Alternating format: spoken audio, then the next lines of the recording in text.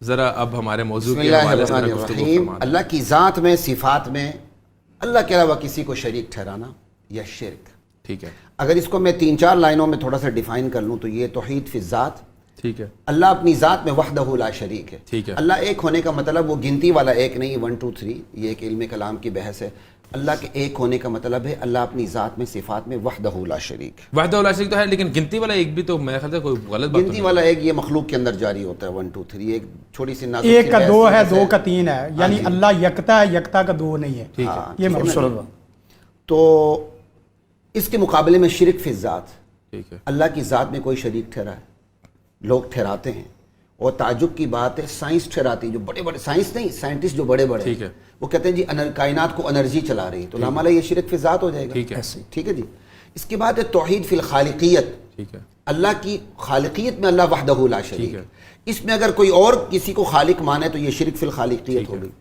تیسرے نمبر پہ ابھی جو 2 نمبر ہے، حیرت کی بات ہے، اس میں مشرکین مکہ پکے موحد تھے.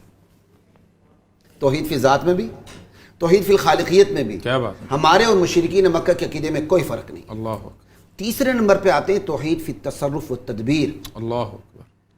آسمان و زمین کی تمام امور کو چلانے والا اللہ ہے. اللہ اکبر. کیا بات. پوری کائنات اللہ کے قبضے قدرت میں ہے، کوئی اور نہیں ہے.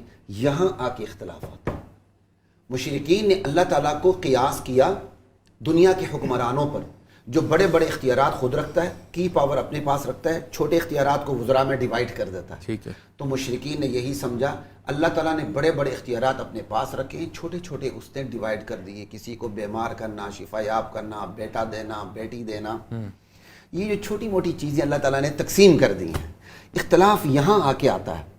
یہاں بھی تیسرے درجے میں آپ دیکھیں کہ 50 سے 70% اسلام ہے، تھوڑا سا شرک ہے. کا بڑے بڑے کام اللہ کے ہاتھ میں، بادل کا گرجنا، برسانا، آسمان و زمین کے بڑے نظام اللہ کے ہاتھ میں.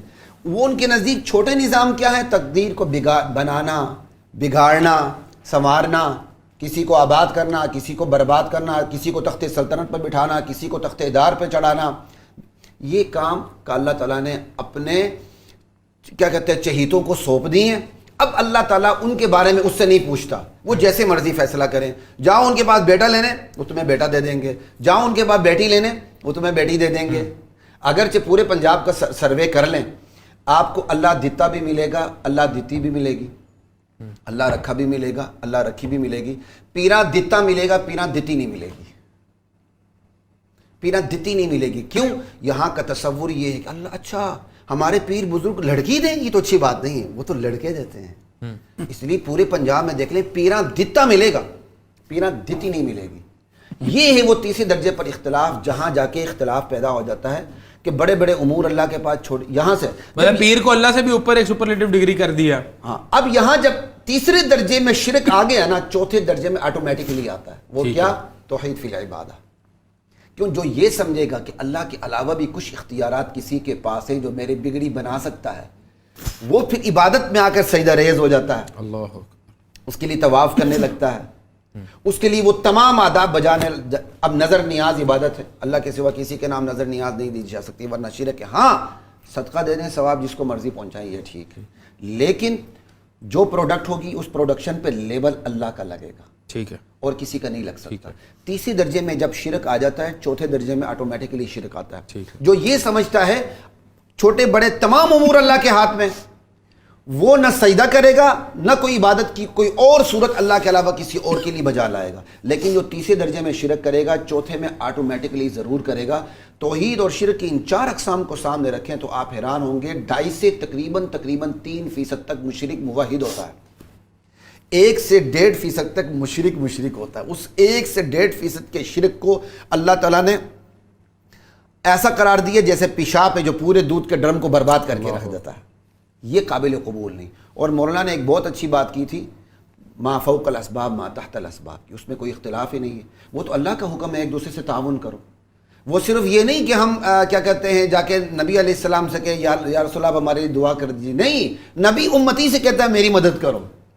یہ قرآن میں قال من انصاری اللہ، من انصاری اللہ، یہ نبی نہیں کہہ رہا، یہ امتی نہیں کہہ رہا، یہ وقت کا نبی عیسیٰ علیہ السلام کہہ رہے ہیں من انصاری اللہ، اللہ کے راستے میں میرا کون مددگار ہے. یہ تو اللہ کا حکم ہے وتعاونوا علی البر والتقوی ولا تعاونوا علی الاثم والعدوان. تو یہ ما فوق الاسباب ما تحت الاسباب جو ہے نا کہ اسباب سے ما ورا آپ کسی کو پکارتے ہیں. میں یہاں بیٹھ کر کسی کو پکارتا ہوں اور میں یہ سمجھتا ہوں جس طرح اللہ کے لیے دور و نزدیک برابر ہے, اسی طرح اللہ کے علاوہ بھی کوئی ایسی ہستی ہے جس کے لیے دور و نزدیک برابر ہے, وہ میری پکار کو سنتا ہے, یہ شرک ہے. اس پر جوابی کارروائی کرتا ہے, یہ شرک ہے.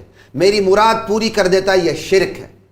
لیکن اگر آپ اس سے بچتے ہیں, آپ کہتے ہیں جی میں مولانا کے قریب جا کے بات کرتا ہوں, یہ سن لیتے ہیں, وہ بھی زندہ ہوں, یا ہم کمرے میں بیٹھے ہیں سن لیتے ہیں, دیوار کے آپ پار سننا یہ تو غلط ہے. بندہ سویا ہوا نہیں سنتا, مویا ہوا کیسے سنے گا؟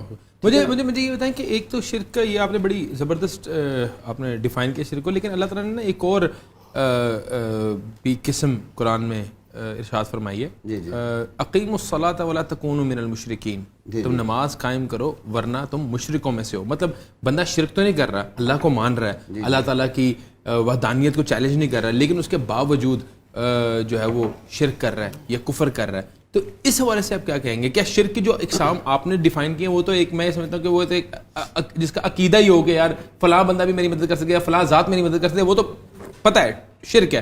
لیکن ایک یہ بھی ہے کہ غیر بے نمازی شرک ہے, یا کسی بندے کو یہ کہہ دینا کہ یار تم کسی اس نیت سے جانا کہ ڈاکٹر اسرار احمد رحمۃ اللہ علیہ نے بڑا ڈیفائن کیا ہے کہ اس نیت سے کسی سے مدد مانگنا کہ وہ تمہارے نفع نقصان کا ضامن ہے یا نفع نقصان کا مالک ہے, وہ بھی شرک ہے. تو بڑی ایک سپرلیٹو تھوڑا سا میں اس کی تفصیل کر دوں. دیکھیں نا, وہاں وگرنہ تم مشرک ہو جاؤ گے, یہ ترجمہ ہے, بنتا ہی نہیں. اقیموا الصلاۃ ولا تکونوا من المشرکین, نماز قائم کرو مشرکین میں سے نہ ہو جاؤ. تو نماز آپ نے کس کے لیے قائم کرنی؟ اللہ کے لیے. اللہ کے لیے. اگر تو یہ وار نہیں, ہاں وہ وگرنہ والا ہے ہی نہیں نا, وہ ہے ہی نہیں. نماز قائم کرنی اور مشرکین میں سے نہیں ہونا. لامالا جو خالص نماز اللہ کے لیے قائم کرے گا وہ کسی اور کے لیے سجدہ کر سکتا؟ کبھی نہیں کر سکتا. چھوٹی سی مثال دیتا ہوں. ایک عورت ہے, وہ اپنے آپ کو مسلمان کہتی ہے, شناختی کارڈ میں بھی اس کا اسلام لکھا ہوا ہے, لیکن مانسرہ سے سفر کرتی, کالی مرغی اس نے بغل میں دبائی ہوئی ہے, سیدھے ہاتھ علی اجویری رحمۃ اللہ علیہ کے دربار پہ آ کے دیتی ہے. کیا مطلب ہے؟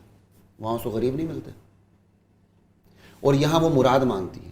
کبھی کبھی میں نے ایک دفعہ گیا, مراد ماننا آپ کے اسلام کے مطابق, آپ کے مطابق میرے منہ سے نکل گیا, اسلام کے مطابق جو آپ یہ عمل ہے یہ نظر و منت کا ہے ذکر قرآن میں, نظر و منت کا ہے. تھوڑی سی میری بات پوری ہونے دے نا.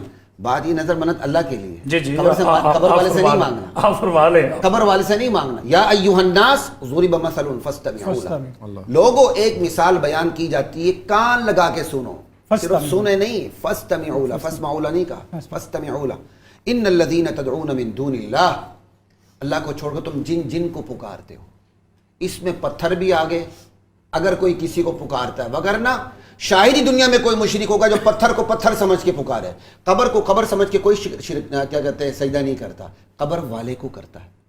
ابراہیم علیہ السلام کا بت بنا ہوا تھا نا, اس کے باپ کا بت تو نہیں بنا ہوا تھا جو مشرک شرک کر رہا تھا. وہ اگر اسے پتھر کو کہنا ہے تو اپنے باپ کا بت بنا دے, سجدہ کرے. ابراہیم علیہ السلام کا بت کیوں بنا ہوا تھا؟ وہ بت دراصل نمائندگی کرتا ہے. اللہ کہتے ہیں تم اللہ کو چھوڑ کر جن کو پکارتے ہو, اس میں نبی, ولی, پیر, فقیر, درویش, اچھے لوگ, برے لوگ, سارے آگے. لن یخلقوا ذبابا, وہ ایک مکھی بھی پیدا نہیں کر سکتے. وَإِن يَسْلُبْهُمُ الذُّبَابُ شَيْئًا لَا يَسْتَنْقِذُوهُ مِنْهُ, مکھی پیدا کرنا تو درکنار, وہ مکھی اگر ان کے دسترخوان سے کوئی چیز چھین کے اپنی خوراک لے کے اڑے تو وہ چھڑا بھی نہیں سکتا. علامہ صاحب اس میں ایسے بے اختیار لوگوں سے مانگنے والا عقل میں کمزور ہے, اور جس سے مانگا جا رہا ہے وہ دینے میں کمزور ہے جس سے مانگا جا رہا ہے. اور پھر ایک آخری بات, ان الذین تدعون من دون اللہ عباد امثالکم, یہ اس آیت کی تشریح آ گئی. اللہ کو تم چھوڑ کے تم جن کو پکارتے ہو نا, وہ تم جیسے بندے ہیں. اللہ فدعوہم فلیستجیبوا لکم وَإِن تدعوہم لا يسمعوا دعاءکم, تم ان کو پکارو وہ تمہاری دعاؤں کو نہیں سنتے. وَلَوْ سَمِعُوا بِالْفَرْضِ وَالتَّقْدِيرِ, سن لیں. مَسْتَجَابُوا لَكُمْ, یوم القیامہ, ہاں نہیں وہ یوم القیامہ الگ آ رہا ہے. مَسْتَجَابُوا لَكُمْ, تمہاری پکار پر جوابی کارروائی نہیں کر سکتے, تمہیں جواب نہیں دے سکتے. وَيَوْمَ الْقِيَامَةِ يَكْفُرُونَ بِشِرْكِكُمْ, قیامت کے دن تمہارے شرک کا انکار کریں گے. کون چڑا آیا تھا, کون چڑی آیا تھا, ہمیں تو پتہ ہی نہیں ہمارے قبر پہ کون آیا تھا. یہاں قبر میں جانے سے پہلے حضرت کو ایک زبان آتی تھی, یا بہت بڑا اسکالر ہوگا 2 آئیں گی, 3 آئیں گی, 4 آئیں گی, لیکن فوت ہونے کے بعد اس شخصیت کو دنیا کی ہر زبان آ رہی ہوتی ہے. جو آ کے اپنی مرادیں مانگتا ہے وہ سنتا بھی ہے، زیادہ بہتر طریقے سے دیکھتا بھی ہے، اور یہاں تک معاذ اللہ کتابوں میں لکھی ہوئی یہ چیزیں ہیں کہ وہ بیویاں بھی ان کے پاس آتی